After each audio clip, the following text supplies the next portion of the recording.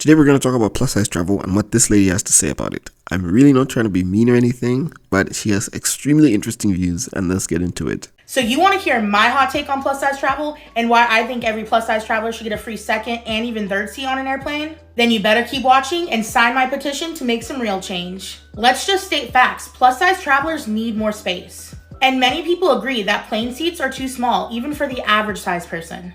As a plus size traveler myself, I know how uncomfortable and unsafe it can be to squeeze into a tiny airplane seat. We are not asking for special treatment or luxury accommodations. Okay, so here's where we encounter our first problem. What she's saying is untrue. She is absolutely asking for special treatment. Not that it's a bad thing necessarily to give someone special treatment. Think about handicap spots and those little ramps that disabled people on wheelchairs use instead of stairs. Well, that's special treatment, but it's a good thing because it helps people who need the help and who can't do the other thing, who can't use the stairs. That's affirmative action. It's a good thing. But she needs to acknowledge this is absolutely special treatment. And another problem here is that she's not actually addressing the problem. The reason that an airline wouldn't give her a free seat is because the airline is trying to make money, and that would reduce the money they make. It would be like giving seats half off to overweight people, and that's not good for business generally. And I'll just end there for now. We simply want enough space to travel comfortably and safely without fear of being discriminated against because of our size. It's truly that simple. And again, it's really not that simple. She's not just being discriminated against because of her size. She's being treated the same as everyone. That's the opposite of discrimination. Just because she doesn't have the same outcome in terms of comfort doesn't mean she's not being treated the same way in terms of the exact same price as everyone else per seat. So there's a big difference there. If you agree that every traveler deserves to fly comfortably and without fear of discrimination, then go ahead and please sign my petition and share it with everybody that you know. Let's work together to make air travel more inclusive and accommodating for everyone. And the whole reason she's not getting what she wants in this case isn't because of discrimination, it's because of cost. Well, rather, let me say, the whole reason she's not getting what she wants in this case isn't because she's being discriminated against because of her size. It's because the thing she wants is an extra cost. It's not about how big she is, it's about how expensive her thing will be. I mean, seriously, if you've got an Airbus or whatever, a plane, and its capacity is 100 people, and let's say a ticket's $400, that's like $40,000 that you make from people sitting in that thing. Now, if everyone there is overweight, you'll make $20,000, according to her, if they give them 2 or 3 seats. That's going to be a problem because you're making half the money. Obviously, not everyone will be overweight, but you get where I'm going. Your revenue decreases, and the airplane industry, as far as I'm aware, the airline industry, as far as I'm aware, is already a hard industry to make profit in.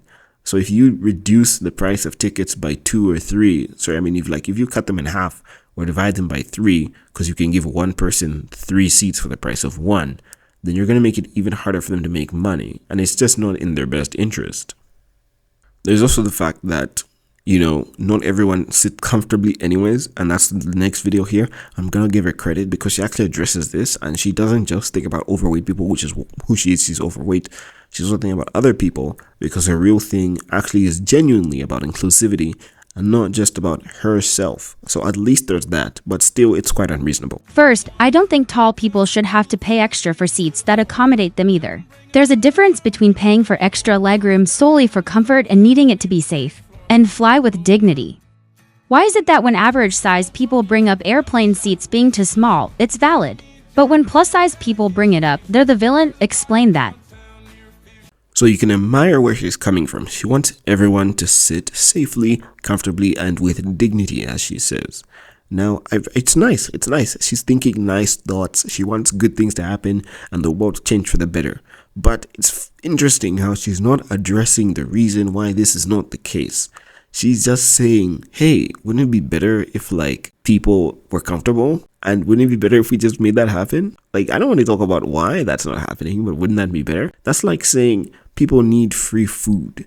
Food should be free. And we should all just provide free food for people who aren't eating right now. She's right. Food should be food shouldn't be free, in my opinion. People need to work for it. And if food is free, then some people will be incentivized not to work. But at least everyone who's working should be able to eat and afford food and basic human rights. That I agree with. But she's just stating problems, saying she wants to fix them, without addressing why they're not fixed in the first place. It's not just that people don't want you to sit comfortably. It's not that people want tall people to sit uncomfortably. It's that you cost too much money. That's the reason. And now I'm going to address the elephant in the room. Another big problem people have with something like this, especially with overweight people, is that being overweight is something that you can change. It's something that through personal decisions and commitment over a long period of time and hard work, you can change about yourself. I know that a lot of people make it sound like people who are overweight they just don't care about their weight. They just don't care about their health, and they're just lazy, and they just don't want to do anything. I do understand that it's pretty hard for someone who's overweight, especially as overweight as she is, to change her lifestyle, because a lot of times it stems from food addiction, and it's just tough. It's just hard. It's honestly just hard, and it's a long journey to go from there to a healthy size and a healthy weight. But the truth is, it's something you can do on your own, on purpose.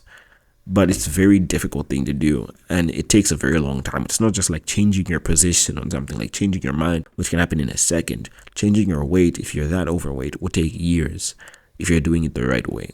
And if you're doing it the wrong way, you could do it in a bit less time, but then you gain the weight back because you didn't really do it the right way. So I understand that, but that really is the elephant in the room. And there's another video she did where she was rejected like what do you call that thing? A wheelchair, because I don't know, the person didn't think she was disabled enough.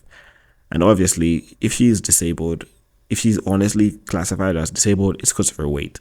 It seems, and she can walk fine anyways. There's people who can't walk fine, who really need that wheelchair more, who can't make a change, a personal life change, that in 2 to 3 years will make their walking unproblematic altogether. And that's who the airline is probably reserving that wheelchair for. And so I sympathize with the airline. And so that's really the reason. I don't think, it would be nice if everyone could sit comfortably and we could just pretend costs don't exist and businesses don't need to make money. That would be cool. I'd like that. But it just doesn't work. I think it would be better for her to turn inwards, look in the mirror, and say that she needs to make a change, and she can help other people make the same change, which will not only result in her not needing 2 to 3 extra, 1 to 2 extra seats in an airplane, but also result in her living a longer, healthier life. She can be there longer for the people she loves. She can enjoy better health. But at the same time, she should love her body and make it better for herself. Have better prospects in life. I'm not saying she shouldn't love her body. Honestly, no hate for overweight people. I just am laying down the law, telling the truth, and I hope she makes a change and stops complaining about things that can't happen on the internet.